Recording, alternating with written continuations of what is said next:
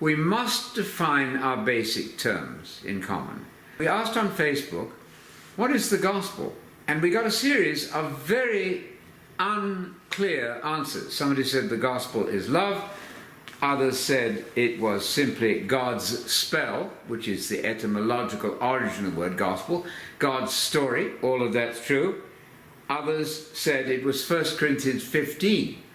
I would have expected and hoped everybody, as answering that question, would have gone immediately to Mark chapter 1, verses 14 and 15. What you're facing is the very grave danger in Bible study world of ignoring Jesus, sometimes twisting Paul and getting rid of Jesus. That's very dangerous. Now, you may not call yourself a dispensationalist or an ultra-dispensationalist officially, but in a very uncanny way, there's a danger that you're not paying attention to the words of Jesus. Let me give you an example. People often will quote 1 Corinthians 15, 1-3, where Paul spoke about the death and the resurrection of Jesus and his burial, but he didn't say that that was the whole gospel. Read carefully there and you'll find the Greek en protis. Among things of first importance I told you about the death and resurrection. Why? Because the denial of the resurrection, would you believe it?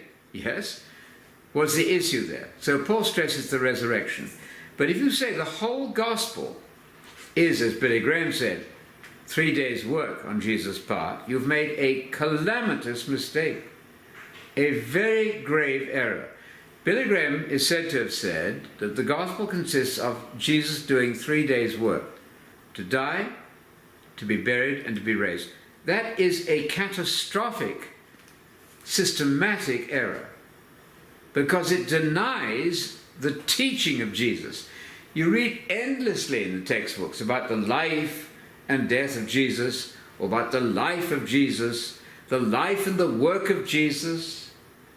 You should read about the life and the teaching of Jesus, because Christianity is based officially on the teaching of Messiah. Luke 16:16.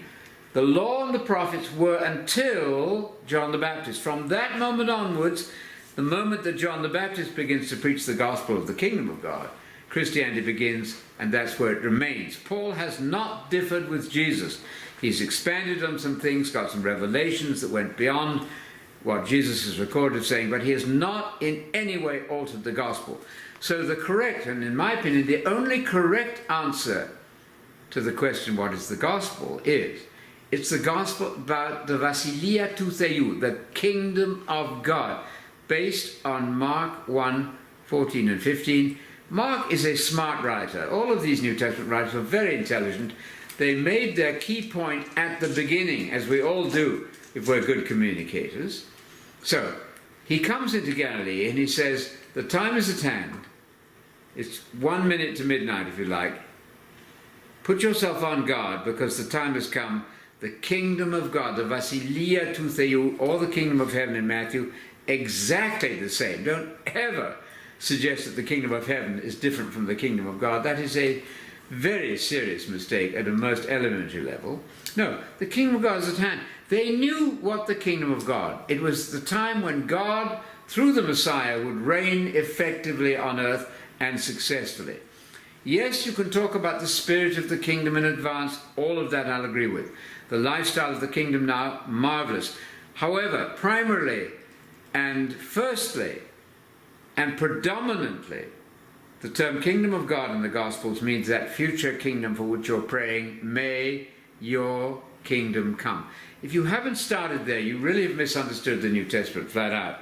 So Jesus then cautions us, get ready for the kingdom. This is not remotely to do with going to heaven when you die. Please drop the idea of passing on, passing away, going off to heaven to play a harp on a pink cloud.